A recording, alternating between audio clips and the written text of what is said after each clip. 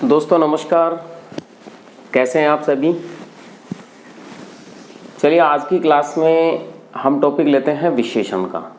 और विशेषण के टॉपिक को पढ़ने से पहले उससे मिलते जुलते कुछ शब्दों पर हम थोड़ी बात कर लेते हैं। उसके बाद सिलसिलेवार हम विशेषण के भेदों को पढ़ेंगे। चलिए सबसे पहली बात हम करते हैं विशेषण। एक शब्द हुआ हमारा विशेषण, दूसरा शब्द है प्रविशेषण, प्रविशेषण, तीसरा शब्द है विशेष्य और चौथा शब्द है विशेष, जिसको हम कह सकते हैं श्रुति सम भिन्नार्थक शब्द। सुनने में समान लगते हैं लेकिन अलग अलग उसके अर्थ हैं और उनको परिभाषाएं भी अलग अलग हुई। विशेषण क्या होता है? संज्ञा या सर्वनाम की विशेषता बताने वाला शब्द क्या होता है? विशेषण। जैसे मैं ये कहूं नदी, नदी क्या है? संज्ञा। और इससे पहले हमने क्या लिखा? लंबी नदी। तो ये लंबी क्या है? यहाँ विशेषण है। उस नदी की क्या बता रहा है? ये शब्द विशेषता प्रकट कर रहा है। अब आती है बात प्रविशेषण। प्रविशेषण क्या होता है? जो विशेषण की भी विशेषता प्रकट करता है वह प्रविशेषण होता है। जैसे बहुत लंबी नदी, बहुत लंबी, बहुत लंबी नदी।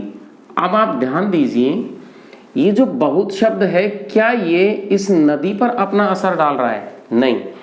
अगर ये नदी पर असर डाल रहा होता है तो यहाँ पे अर्थ निकल के आ रहा है बहुत नदी।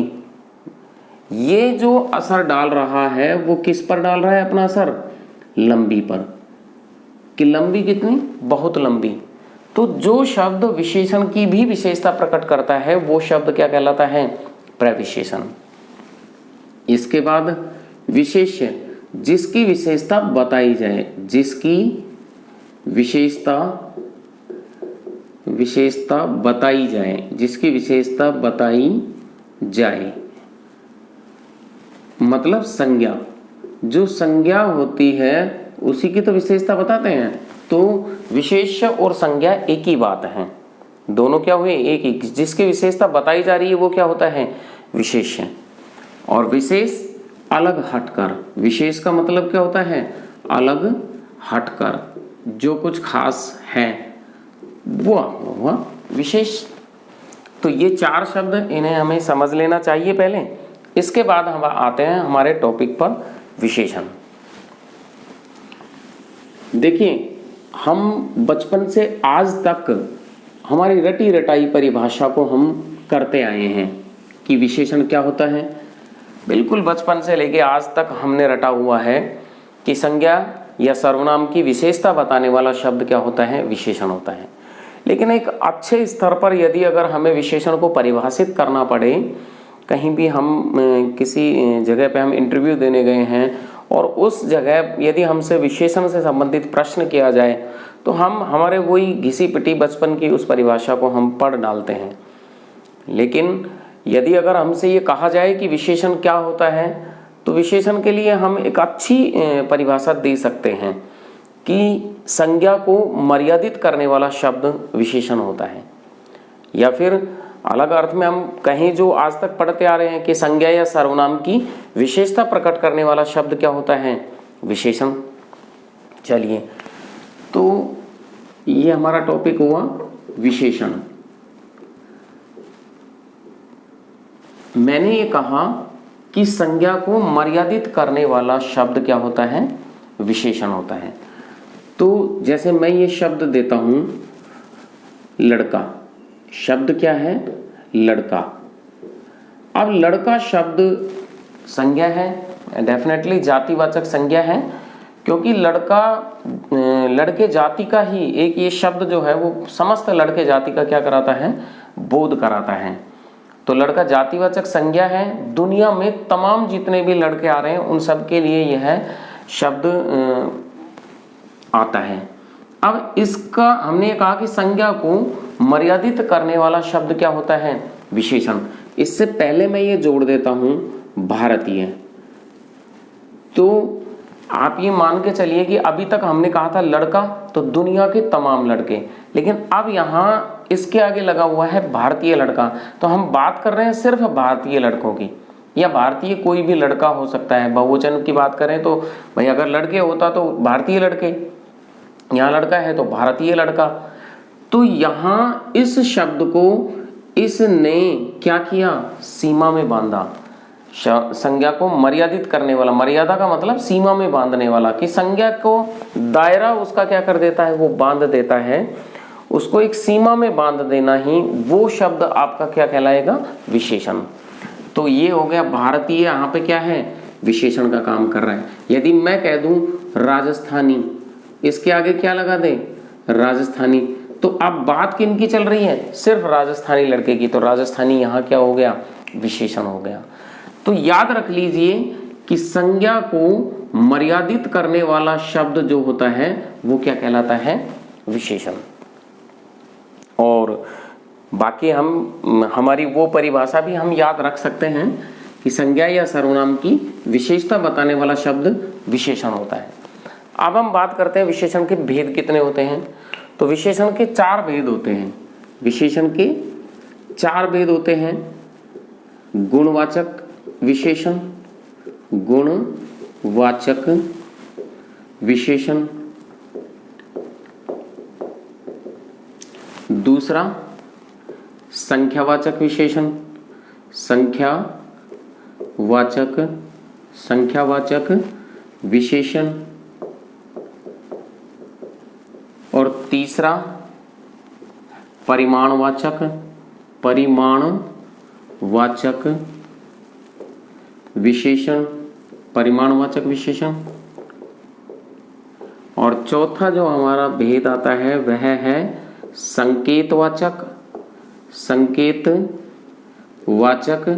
या फिर सार्वनामिक विशेषण। संकेतवाचक या सार्वनामिक विशेषण, संकेतवाचक या सार्वनामिक विशेषण। समझ लीजिए पहले आप गुणवाचक विशेषण। हालांकि भेद में हमने इसको पहले लिखा है, लेकिन इसको सबसे अंत में, उसका एक कारण है अंत में समझने का कि हमें शब्द रटने तो है नहीं, किसी भी मामले में किसी भी टॉपिक को हमें रटना नहीं है, समझ के आधार पर ही हमें चलना है। अब समझ कि हम गुणवाचक विशेषण को हम पहले क्यों नहीं पढ़ रहे हैं, उसका कारण हमें जब हम इन 3 को पढ़ लेंगे तो हमें समझ में आ जाएगा। क्योंकि जो विशेषण अब शेष बच गए वो सब किस में आ जाएंगे, आपके गुणवाचक विशेषण में। पहले संख्यावाचक और परिमाणवाचक विशेषण को आप एक बार समझें। संख्यावाचक विशेषण, जैसा कि नाम से ही पता लग रहा है कि संख्या के आधार पर विशेषता प्रकट करने वाला शब्द आपका क्या होगा, संख्यावाचक विशेषण। और परिमाण का मतलब क्या होता है, मापतोल। तो मापतोल के आधार पर विशेषता प्रकट करने वाला शब्द क्या होगा, परिमाणवाचक विशेषण। और यहाँ है संकेतवाचक विशेषण, जो सर्वनाम शब्द। देखो सार्वनामिक विशेषण क्यों कहा जाता है, इसमें सर्वनाम प्लस इक, जो कि हमने प्रत्यय में पढ़ा था। सर्वनाम प्लस इक प्रत्यय जो था वो किसका बोध करा रहा था, गुणवाचक तदित प्रत्यय में आया था। तो जो सर्वनाम शब्द संज्ञा से पहले लगकर विशेषण का कार्य करता है वो सार्वनामिक विशेषण कहलाता है।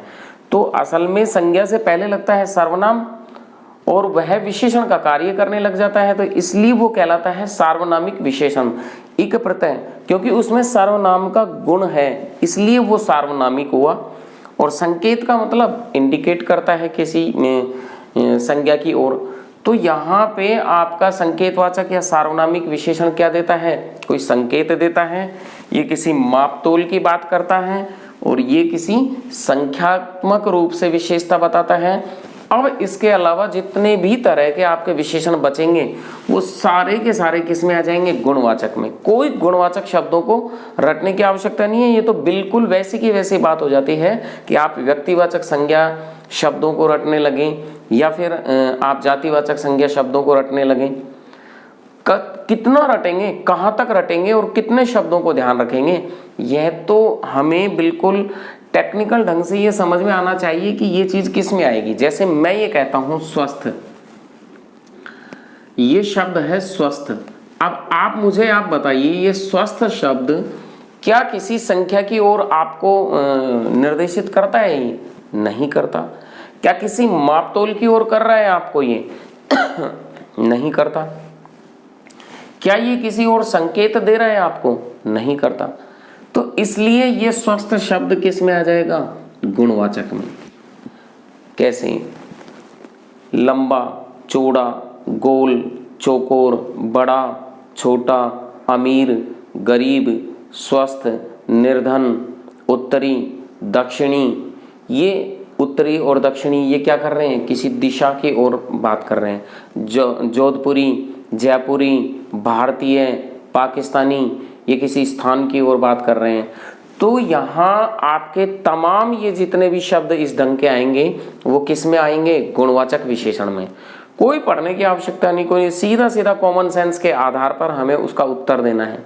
क्योंकि यदि अगर किसी अन्य 3 भेद में से होगा तो निश्चित रूप से ये वो या तो संख्या का बोध कराएगा, या कोई मापतोल का बोध कराएगा, या किसी संकेत की तरफ रहेगा। लेकिन यहाँ स्वस्थ में इनमें से कोई बात नहीं है। निर्धन की हम बात करें तो उसमें नहीं है। नीला, पीला, लाल, गुलाबी, उत्तरी, दक्षिणी, भारतीय, पूर्वी, पश्चिमी, चौकोर, गोल, चिकना, शुष्क, नम, ये तमाम जितने भी शब्द आपके आएंगे वो किस में आएंगे? गुणवाचक विशेषण में आएंगे। तो साथियों हमारी बात हो जाती है गुणवाचक विशेषण की। इससे ज़्यादा इसमें कुछ पढ़ने का नहीं है और ना कुछ रटने का। सिर्फ इतना कि हम हमारे कॉमन सेंस से इस बात को याद रख लेंगे तो जितने भी शब्द आपके ऐसे आएंगे वो किस में आएंगे? आपके गुणवाचक विशेषण में। अब हम बात करते हैं संख्यावाचक विशेषण की। तो गुणवाचक विशेषण की बात हमारी हो चुकी है।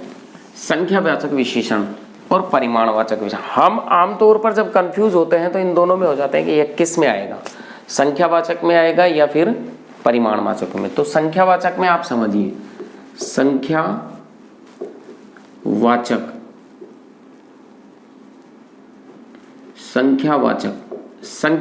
में संख्या के आधार पर विशेषता प्रकट करेगा और 2 भेद होंगे आपके। कौन से? निश्चित संख्यावाचक, निश्चित संख्यावाचक और दूसरा अनिश्चित संख्यावाचक। निश्चित संख्यावाचक और दूसरा अनिश्चित संख्यावाचक।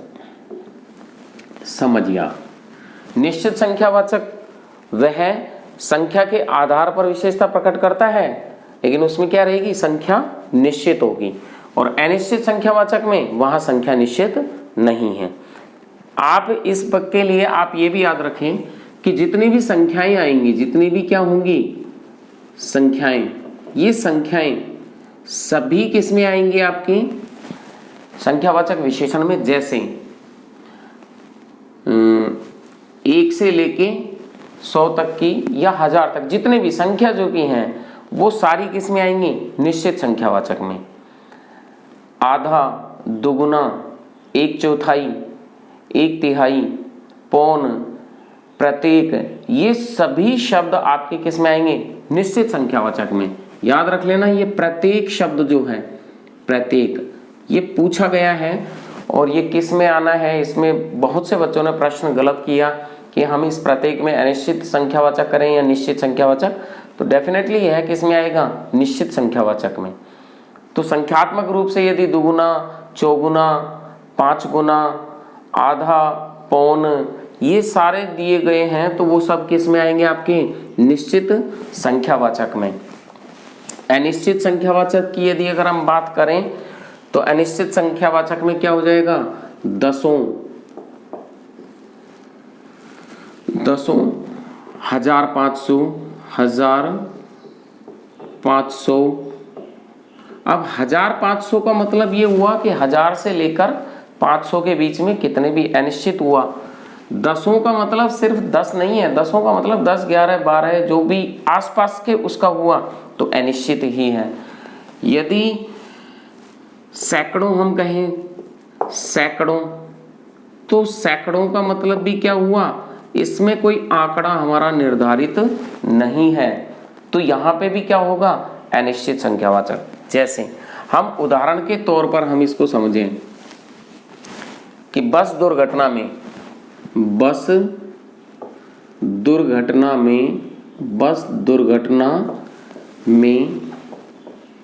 सैकड़ों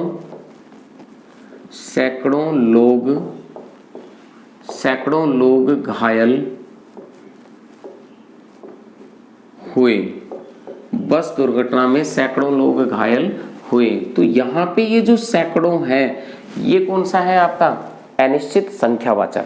एक तो आप ये याद रख लें कि संख्यावाचक जो हुई वो उसमें मतलब जहां हम गिन सकते हैं, और परिमाणवाचक जब विशेषण होगा तो वहां गिनने की बात नहीं है, वहां मात्रात्मक रूप में बात रहेगी हमारी। तो यहाँ घायल हुए व्यक्तियों को गिना जा सकता है, लेकिन यहाँ तय नहीं है कि वो कितने हैं, कि सैकड़ों लोग घायल हुए, अभी एक अंदेशा जताया जा रहा है, एक्चुअल फिगर नहीं है, तो ये सैकड़ों किसमें आएगा, अनिश्चित संख्यावाचक। यदि अगर ये कह दिया जाए कि बस दुर्घटना में 50 व्यक्ति घायल हुए, तो निश्चित तौर पे यह क्या हो जाता है, निश्चित संख्यावाचक। लेकिन बस दुर्घटना में सैकड़ों लोग घायल हुए, यह क्या है, अनिश्चित संख्यावाचक। रात के खाने में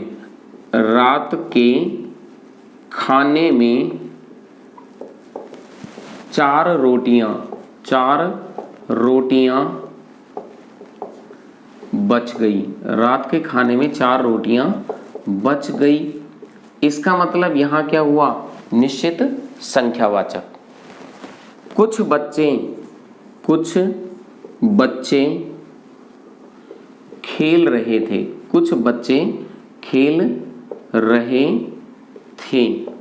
तो यहां कुछ क्या हुआ, अनिश्चित संख्यावाचक, कि कितने खेल रहे थे ये हम नहीं कह सकते।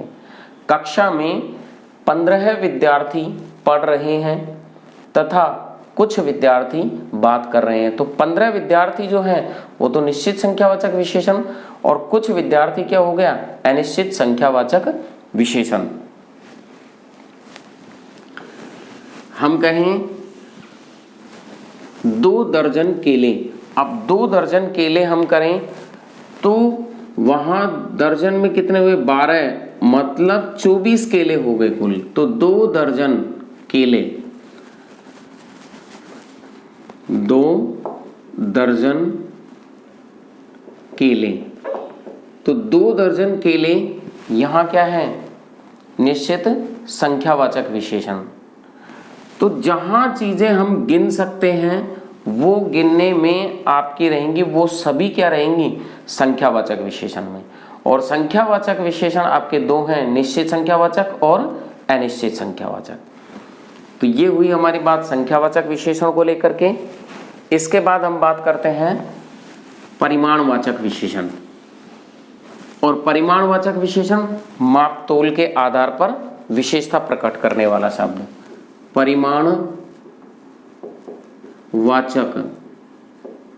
विशेषण, परिमाणवाचक विशेषण समझिए। परिमाणवाचक विशेषण वो भी 2 ही हैं आपके, कौन से, निश्चित परिमाणवाचक और दूसरा अनिश्चित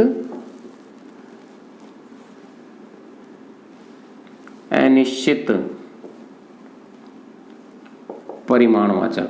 निश्चित परिमाणवाचक और अनिश्चित परिमाणवाचक, इसे समझिए। सबसे पहली बात, परिमाणवाचक होता क्या है, माप तोल के आधार पर विशेषता प्रकट करने वाला शब्द। अच्छा, एक शब्द तो होता है हमारा माप और दूसरा होता है नाप। हम बड़े कंफ्यूज हो लेते हैं इसमें कि किस चीज को मापा जाता है और किस चीज को नापा जाता है। ध्यान रखिए, माप जो आपका है, हम दूध वाले से दूध लेते हैं तो उसके पास क्या होती है, माप। जो भी लिक्विड है, जो तरल है, जो द्रव रूप में है, उसके लिए तो क्या है, माप। और नाप का मतलब आपका क्या हुआ, कोई दूरी नापनी है हमें, कोई हाइट है, या फिर डिस्टेंस की बात करें हम, कपड़े को नापा जाएगा, या फिर दूरी को भी नापते हैं, ऊंचाई को भी नापते हैं। तो ये सब चीज़ें जहाँ उसके लिए आती हैं। और द्रव के लिए या लिक्विड जो होता है उसके लिए क्या है, माप है। तो माप तोल के आधार पर विशेषता प्रकट करने वाला शब्द क्या होगा, परिमाणवाचक विशेषण। अब एक तो निश्चित परिमाणवाचक और अनिश्चित परिमाणवाचक। जैसे हम ये कहें कि 5 लीटर बहुत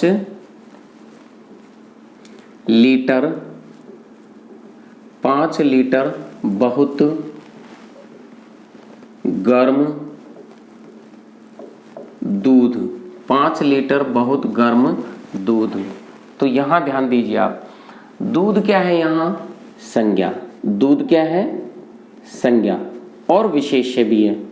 दूध संज्ञा भी है और विशेष्य भी है। विशेष्य क्या होता है, जिसकी विशेषता बताई जाए, और संज्ञा दूध है ही। गर्म यहाँ पे क्या है, गर्म गुणवाचक विशेषण, गुणवाचक विशेषण गर्म। बहुत क्या है, प्रविशेषण, बहुत क्या है, प्रविशेषण है।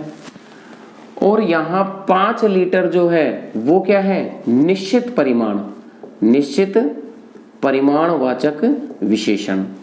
तो 5 लीटर हुआ निश्चित परिमाण, और बहुत क्या हुआ, प्रविशेषण। गर्म क्या है, गुणवाचक विशेषण, और दूध संज्ञा या फिर विशेष्य। अब यदि हम ये कहें कि पुल निर्माण में 50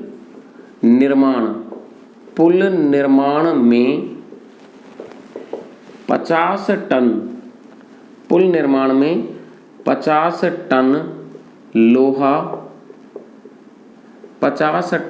लोहा लग गया, पुल निर्माण में 50 टन लोहा लग गया। तो ये 50 टन क्या हुआ, निश्चित निश्चित परिमाणवाचक। यदि हम कहें कि पुल निर्माण में टनों लोहा लग गया, पुल निर्माण में टनों लोहा लग गया, तो टनों में कितना आ गया हमें नहीं पता है, तो यहाँ क्या हो जाता है, अनिश्चित परिमाणवाचक। तो ये हम कहें कि यह चेन 15 ग्राम सोने की है, तो ये क्या हुआ, निश्चित परिमाणवाचक। थोड़ा सा दूध। अब यहाँ थोड़ा सा दूध में हम कितना माने, तो यहाँ पे क्या हो गया, निश्चित परिमाणवाचक। तो जो भी चीज माप तोल की होगी वो परिमाणवाचक में आएंगी। संख्यावाचक के भी 2 ही भेद हैं वही, और वही परिमाणवाचक के 2 भेद हो जाते हैं। लेकिन जो चीज काउंटेबल है वो किस में आएगी, आपकी संख्यावाचक में। जो काउंटेबल नहीं है, जिसे गिना नहीं जा सकता है, वो किस में आएगा, परिमाण। अब दूध को हम कैसे गिनेंगे, तो दूध के लिए तो एक माप निर्धारित किया है हमने। हमें मान लो, अब आप ये कहेंगे कि यदि हम, बहुत सी चीजें ऐसी हैं कि जिन्हें हम गिन सकते हैं। आपको 5 किलो आलू लेना है, 5 केजी आलू। अब आप कहें कि सर हम तो 5 किलो आलू को बैठकर हम गिन लेंगे, बिल्कुल गिन लेंगे, कोई दो राय नहीं है कि उसे हम नहीं गिन सकते, गिन लेंगे।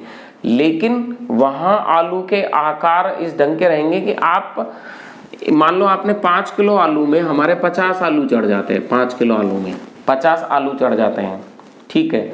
लेकिन अगली बार जब आप 5 किलो आलू लें तो उसके बाद ये जरूरी नहीं है कि वहां 50 होंगे, ये भी हो सकता है कि वहां 55 हो जाए, और ये भी हो सकता है कि वहां 45 हो जाए। तो यहाँ बात संख्यात्मक रूप से तो निश्चित नहीं होती है ना, और उसको काउंट करने जैसी चीज भी नहीं। हमने उसको गिन तो दिया, लेकिन वो माप तोल के आधार पर ही चलने वाली है। हमने कहा 2 दर्जन केले, तो 2 दर्जन केले संख्यावाचक में आएंगे, किस में आएंगे, संख्या, क्योंकि दर्जन फिक्स हुआ कि 1 दर्जन में 12 पीस होते हैं, तो वहां 24 हो गए। लेकिन यदि अगर हम 2 किलो केले की बात करें, 2 केजी केले, अब 2 केजी केले की बात करें तो ये आएगा हमारा किस में, परिमाणवाचक में। 2 किलो केले किस में आएंगे, परिमाणवाचक विशेषण में। लेकिन 2 दर्जन किस में आएंगे, संख्यावाचक विशेषण में। तो आप ये मान लें कि जो भी चीज गिनने योग्य है वो संख्यावाचक में जाएगी, जो चीज गिनने योग्य नहीं है वो किस में आ जाएगी, परिमाणवाचक में। अभी हमने ये बात करी थी कि रात के खाने में 4 रोटियां बच गई, गिन सकते हैं रोटियों को। संख्यात्मक रूप में है। रात के खाने में बहुत सी सब्जी बच गई, कैसे गिनेंगे हम सब्जी को, कैसे गिनेंगे? तो ये किस में आएगा? परिमाणवाचक में। और बहुत सी सब्जी बच गई का मतलब, तो बहुत सी सब्जी बचने का मतलब ये हो गया कि अनिश्चित परिमाणवाचक। लेकिन रात के खाने में 1 कटोरी सब्जी बच गई, अब ये फिर से संख्यावाचक हो जाएगा, क्योंकि आप सब्जी को ध्यान ना रख के आप उस प्लेट को या उस कटोरी को आप याद रख रहे हैं। हम कहें पानी है, अब पानी तो इसी ढंग से आया कि भाई माप तोल के आधार पर परिमाण में आ गया। लेकिन मैं ये कहता हूं 2 गिलास पानी, 2 गिलास पानी का मतलब ये हो गया कि संख्यात्मक रूप से ये संख्यावाचक विशेषण में आएगा। यहां अब आप पानी को याद नहीं रखेंगे, क्योंकि हमने गिने क्या है? गिलास। 2 गिलास पानी, तो वो ऐसा तो है ना कि एक फिक्स माप है वो, क्योंकि गिलास छोटा भी हो सकता है, बड़ा भी हो सकता है, किसी भी ढंग का हो सकता है। तो लेकिन 2 लीटर पानी जो है वो परिमाणवाचक में आएगा, क्योंकि वो 2 लीटर हर जगह बराबर ही रहेगा। 2 कप पानी, 2 कप पानी का मतलब संख्यावाचक विशेषण है यहाँ पे, क्योंकि हमने कप ले लिया तो कप पीस के आधार पर हम चल रहे हैं अब, तो वहां पे आपका क्या हो जाता है? संख्यावाचक में। लेकिन जब हम बात कर रहे हैं 2 लीटर या 3 लीटर या 5 लीटर या कुछ, या आधा किलो, 1 किलो, ये सब किस में आ जाएंगे? आपके परिमाणवाचक में। तो मैं समझ सकता हूं कि आप इन दोनों का अंतर आप कर पाएंगे आराम से, बिल्कुल धैर्य के साथ। यदि अगर हम उनको देखें तो हमसे गलती नहीं होगी। लेकिन गलती कहाँ होती है कि हम शब्दों को रट जाते हैं और वहां कुछ घुमाव फिराव के साथ प्रश्न इस ढंग से आते हैं कि हम चूक जाते हैं कि इसका उत्तर क्या दें। तो सबसे बड़ी बात ये, आप सबसे पहले तो अलग करना सीखें कि कौन सी चीजें संख्यावाचक में आएंगी और कौन सी चीजें परिमाणवाचक में आ जाएंगी। फिर दोनों के भेद कॉमन है, निश्चित संख्यावाचक और अनिश्चित संख्यावाचक, निश्चित परिमाणवाचक और अनिश्चित परिमाणवाचक। तो ये बात हो गई हमारी इन दोनों को लेकर। और अंतिम बचता है चौथा, संकेतवाचक या सार्वनामिक विशेषण। आज के लिए इतना ही पर्याप्त है, और उस विशेषण के चौथे भेद को करते हैं अगली क्लास में, क्योंकि उसके साथ हमारी क्लास में विशेषण की अवस्थाएं, हिंदी में विशेषण की 3 अवस्थाएं हैं, तो उन अवस्थाओं के बारे में भी हम चर्चा करेंगे। और मिलते हैं अगली क्लास में, तब तक के लिए नमस्कार।